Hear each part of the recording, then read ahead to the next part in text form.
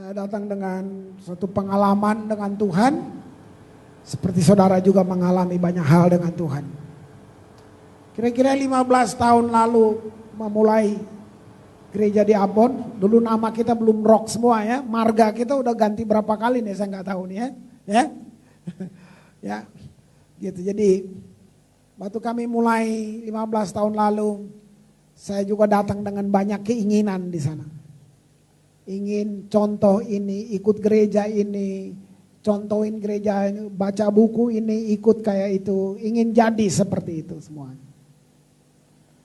Nah, ada yang salah ya, katakanlah dia bertumbuh terus jalan seperti biasa. Tapi tiba-tiba sejarah manusia berubah. Saudara semua tahu peristiwa di Ambon ya, 8 tahun lalu, kira-kira 9 tahun seperti itu. Kami mengalami hal besar ya, konflik yang terjadi. Bukan itu yang saya mau cerita, tetapi peristiwa itu telah merubah banyak hal. Karena kota saya tiba-tiba jadi puing. Ya, 3,5 tahun dibantai habis-habisan dan ya, nyawa melayang, rumah, gedung, ibadah apa semua dibakar dan puing. Lalu saya bingung mau contoh yang mana lagi. Mesti mulai lagi dari nol, mau lihat yang mana, gitu. Nah, dalam kondisi seperti itulah Tuhan bawa kami untuk memulai dengan Dia, dengan Tuhan. Nah, ada contoh lain, tapi akhirnya saya terbimbing untuk sekarang bangun manusianya. Rumah mereka sudah hancur, keluarga mereka ada yang mati, dan bangun manusianya.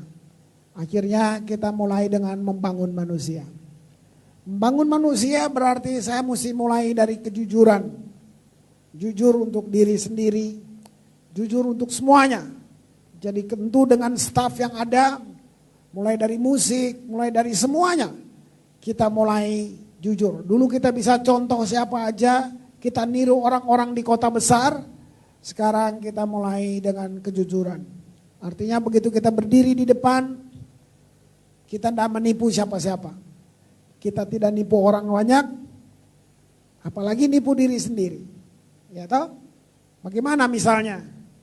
Kita menyanyi tentang iman sementara kita tidak punya iman. Itu menipu. Ya toh? Kita menyanyi tentang kekudusan sementara hidup kita berbeda. Itu semuanya menipu. Dan saya tahu ada proses untuk itu. Nggak gampang. Sementara itu berjalan terus. Dan memang kita bangun manusia. Kami mulai berdoa. Tapi untuk bilang bahwa doa itu berhasil, doa punya kuasa, ya ada proses doa. Ada proses banyak hal. Banyak banget. Frustrasi. Hosea 4 ayat 6 bilang begini, umatku binasa karena bodoh. Bukan karena kurang menyanyi. Bukan karena tidak berdoa. Tapi umatku binasa karena bodoh. Gitu. Saya pikir di planet ini, di dunia ini, bangsa yang paling banyak berdoa itu Indonesia. Coba saudara renungkan itu. Kita berdoa paling banyak. Banyak judul-judul kebaktian doa, puasa-puasa kita buat semuanya. Agenda puasa gereja luar biasa. Dari puasa Daniel, puasa Esther, puasa apa lagi saudara bisa kasih nama segalanya. Puasa-puasa paling banyak sekali. Nah, kami pun ikut seperti itu. Dulu rock belum jadi. Pak Arifin belum dapat itu tuh. Kita masih jalan bergereja begitu saja. Kita berdoa. Nah, tapi yang buat kita berdoa bukan karena kita suka berdoa. Tapi yang buat kita berdoa karena ini untuk kami di Ambon. Kita berdoa karena kita takut mati. Ya kan? Tiap hari orang dibunuh. Giliran siapa besok ya? Nah, kira-kira gitu kan? Rumah siapa yang dibakar nanti? Lalu kita mulai berdoa. Jadi saya serukan tahun 99 itu saya serukan kita puasa 40 hari. Semangat. Kenapa? Karena sama-sama takut mati. Ya.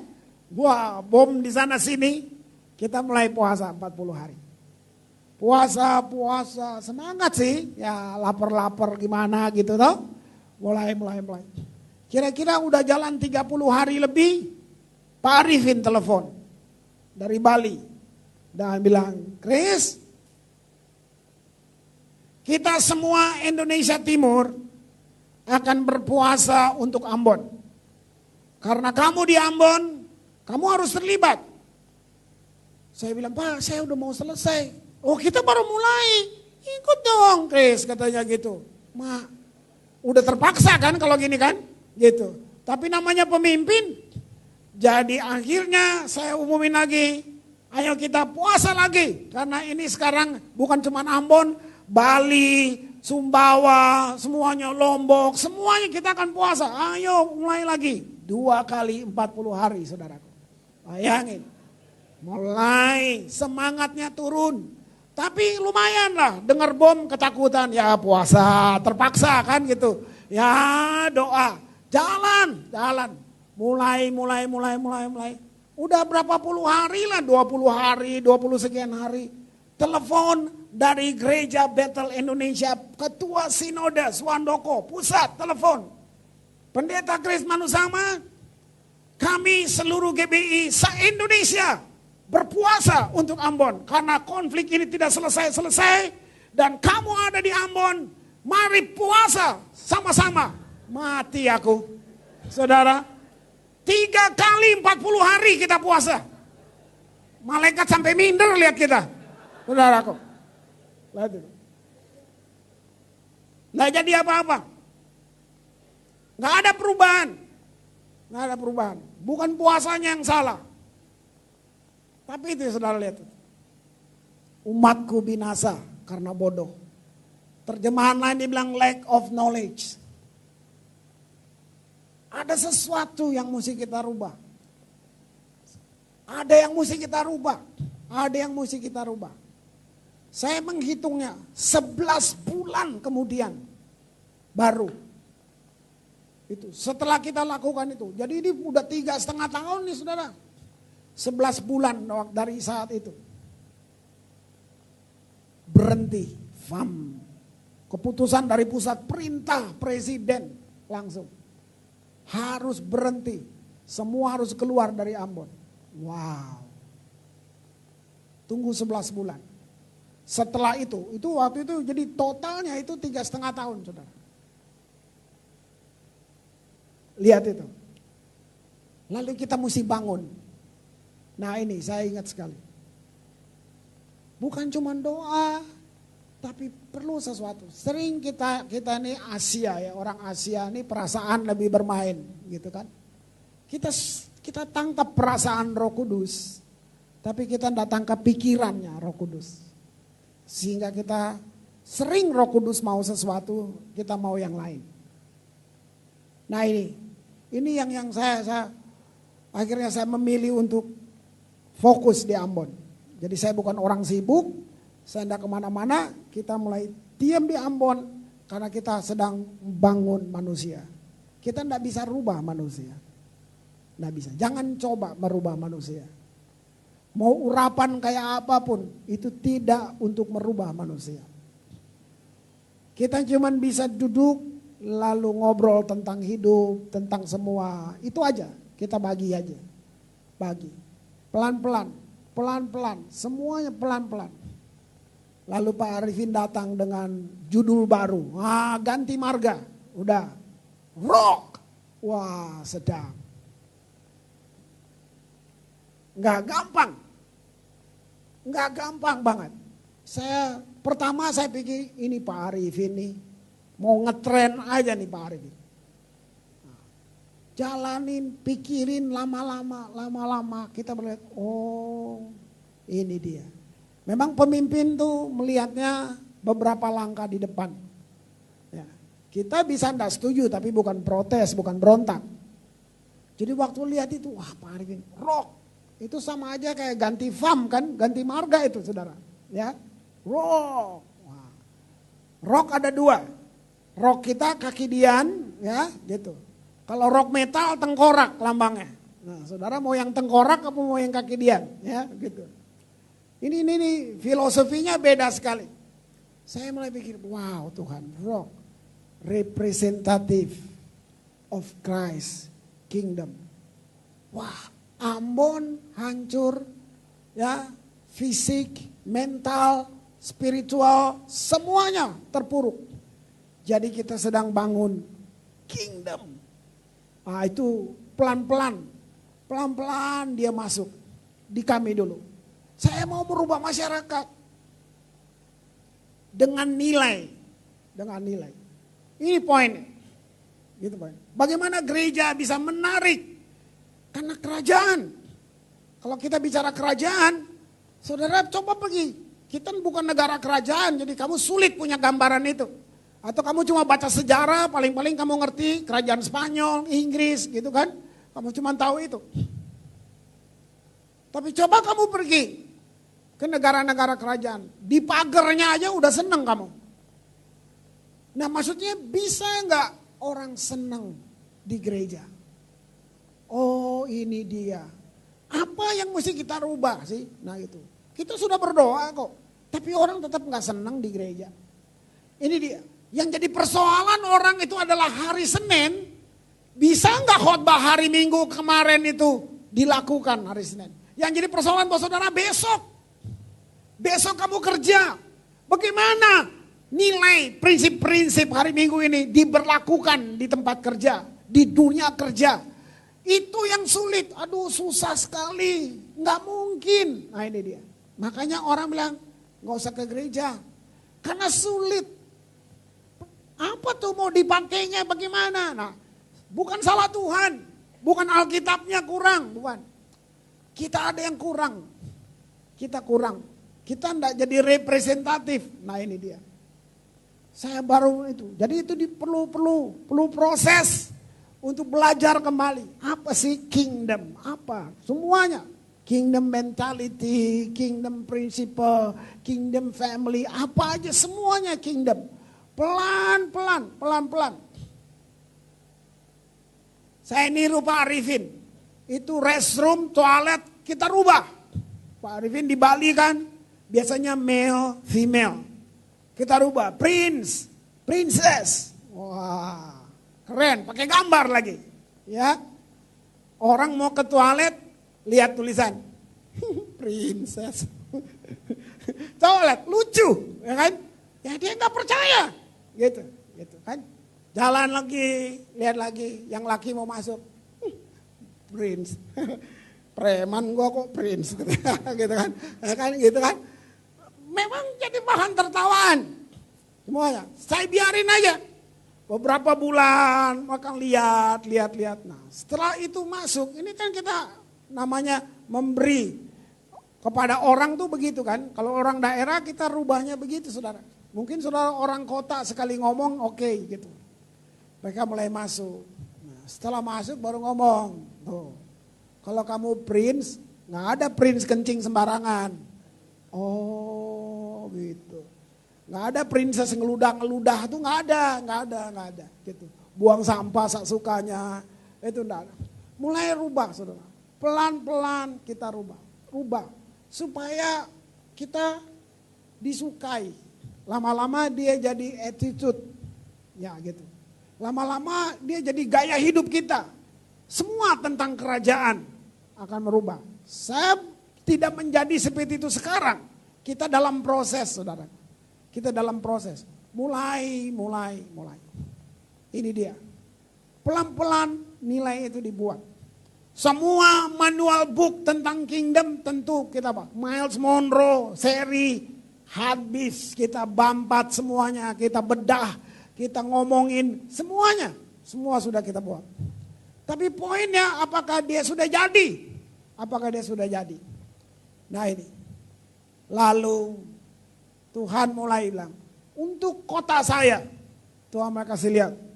Bangun manusianya. Kenapa manusia? Urus manusia. Jangan ngomong uang di sini. Jangan ngomong yang lain.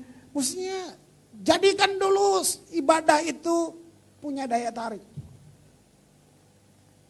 Yang jadi persoalan kita gagal kasih lihat bahwa hidup kudus itu menarik. Kita nggak bisa kasih lihat bahwa indah, rohani itu indah. Gitu. Nah, itu kita gagal. Kita gagal sekali. Gitu.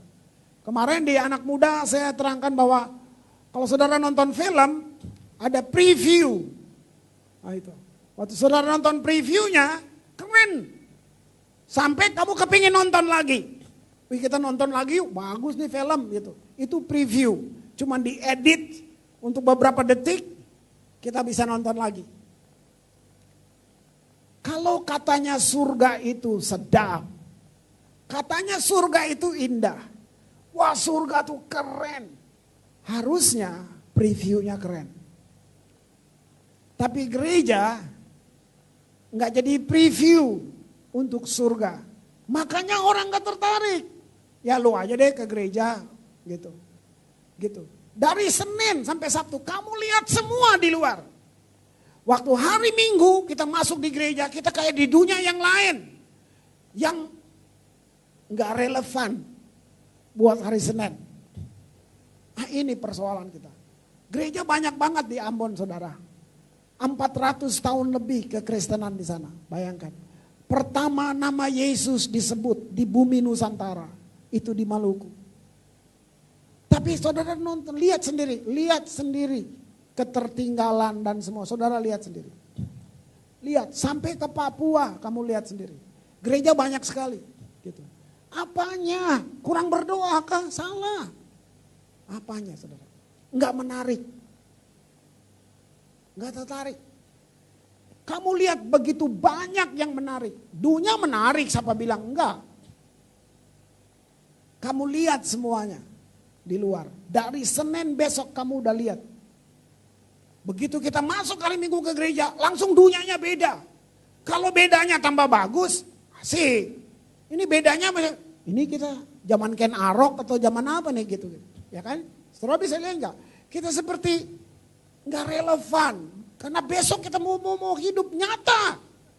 Lalu kita mesti bawa nilai yang dari hari Minggu itu buat besok. Nah ini konfliknya di sini.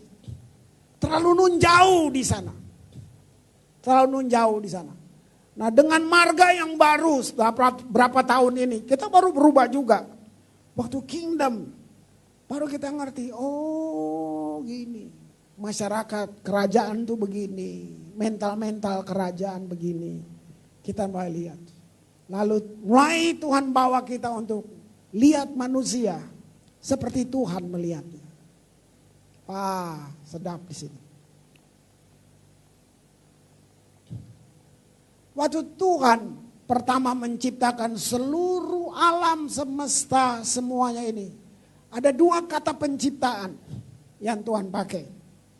Yang pertama adalah kata bara. Dalam bahasa Ibrani, bara artinya dari yang tiada, dijadikannya ada.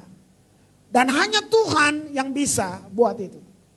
Jadi waktu dia buat Bima Sakti, semua tata surya, semua bintang-bintang ini, semuanya itu bara dari yang tiada. Dia ngomong, pam, jadi. Hari ini NASA mengatakan masih ditemukan bintang yang baru. Bayangin. Kalau kita hitung 7.000 tahun ke belakang, pertama kali Tuhan mulai start penciptaan Kejadian pasal 1. Coba saudara lihat itu. Itu Tuhan cuma ngomong. Jadi, langsung berbilion-bilion bintang. Terhampar. Itu bara. Tuhan mulai buat daratan. Tuhan buat air. Tuhan buat semuanya. Dia ngomong. Jadi. Lalu ada proses penciptaan kedua yang disebut asa. Asa artinya dari materi yang sudah ada Tuhan buat ciptaan lagi.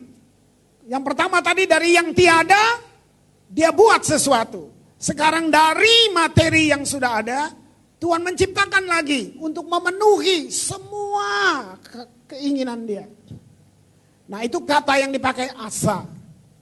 Nah sekarang saudara bisa lihat bahwa waktu tumbuh-tumbuhan, pohonan, hutan, binatang semua mau dibuat. Itu materinya sudah ada. Tuhan mulai berkata kepada bumi, hendaklah bumi mengeluarkan tumbuh-tumbuhan dan binatang-binatang. Jadi langsung saudara, durian, semua yang kamu suka ada di situ. Sampai hari ini saudara nggak tahu berapa jenis tumbuh-tumbuhan, saudara lihat itu. Itu Tuhan buat dari materi yang ada. Waktu dia mau membuat ikan, dia ngomong sama air. Tuhan berkata kepada air, kiranya air mengeluarkan semua yang berkeriapan. Lalu keluar tuh ikan-ikan dengan segala jenis yang indah yang kamu bingung, kamu kagum melihat semuanya. Luar biasa ya.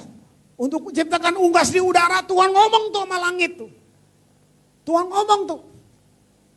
Dia bilang jadi tercipta unggas-unggas. Dia pakai itu. Lengkap.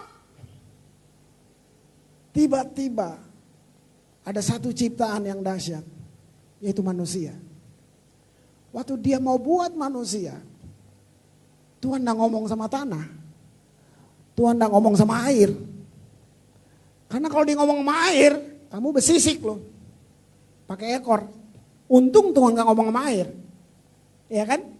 Waktu Tuhan mau ciptakan manusia, dia bicara kepada dirinya sendiri. Wow. Ini dahsyat banget. Tuhan ngomong sama diri. Kitab Kejadian bilang gini, marilah kita. Tuhan ngomong sama diri. Menjadikan manusia segambar dengan kita. Dahsyat ya. Segambar, serupa dengan kita ya. Dengan kata lain, manusia beda dari apapun berbeda. Karena dia segambar. Gambar serupa bukan looking, ya, bukan wajah kita dengan Tuhan sama, ya. Tapi serupa dalam arti being, keberadaan kita. Saya mulai nemuin, karena Tuhan bilang, lihat manusia seperti Tuhan melihatnya. Bangun masyarakatnya. Jangan ngomong duit, jangan ngomong yang lain, jangan bicara dulu semuanya. Manusianya dulu, bangun, kasih tahu mereka siapa mereka. Kalau manusia dibangun, duit datang saudara. Saya mulai lihat, ini enggak jadi 2 bulan saudara. Ya, saya bilang ini bertahun-tahun kami duduk di situ, mulai dengan staff, mulai rubah semuanya, mulai rubahnya. Oh iya, jangan mimpin pujian kalau cuma bohong aja. Kalau kamu masih nggak jujur, jangan main musik, jangan semuanya kita tata, benar-benar startingnya nol. Karena ini ganti marga, ini kingdom, ya, gitu. Mulai rubah semuanya, ya kan? Apalagi, jangan bilang nggak jalanin proses, jalanin, saudara. Sakit gigi benar-benar, ya, kalau dibilang gitu, benar-benar. Ya, antara mesti berdiri dan konflik di rumah, antara mesti nyanyi, konflik juga di rumah, macam-macam. Itu prosesnya. Semua terjadi. Tapi lihat betapa berharganya kita. Nah, lalu temukan lagi satu prinsip ini. Kenapa Tuhan mau buat manusia sih? Kenapa? Dari awal keinginan dia buat manusia itu apa? Allah maha kuasa, maha. Ada satu yang dibilang maha, yaitu Esa.